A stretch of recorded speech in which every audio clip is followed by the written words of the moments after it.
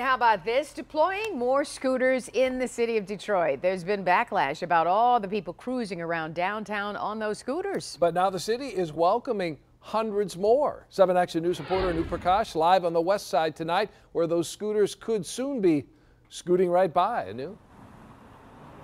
Yeah, that's right. Hi, guys. Yeah, the city is now allowing both companies, Bird and Lime in Detroit, to go from deploying 300 to 400 scooters, but they must be deploying some of those here in the neighborhoods.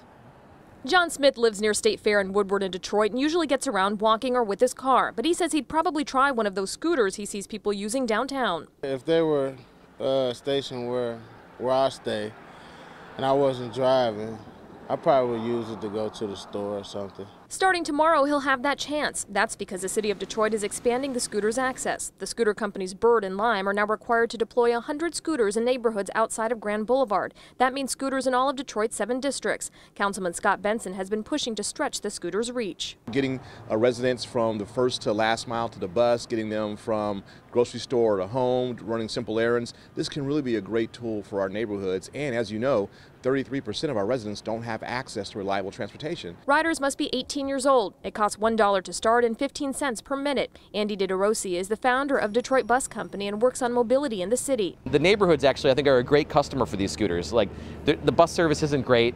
You know, it's hard to own a car. Insurance is really expensive. So the scooter is a great couple-mile solution for people who need to get to a workplace any time of the day. He thinks getting it in the neighborhoods is a great first step. He'd like to see more scooters there and adds, But we also need to decrease the requirements to use a scooter.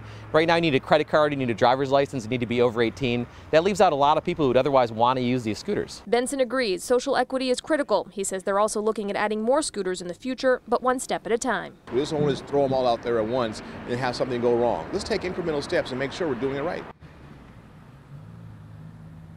Now, Scott Benson also adds that the city is working on an ordinance to address things like regulations, also things that are important as well, like safety. He says when it comes to finding out exactly where those scooters are here in the neighborhoods, you have to download those apps for Bird and Lime, and you'll find out where. Reporting live on the city's west side, Anu Prakash, 7 Action News. One more way to get around. Anu, thank you very much. Especially for employment. Yeah.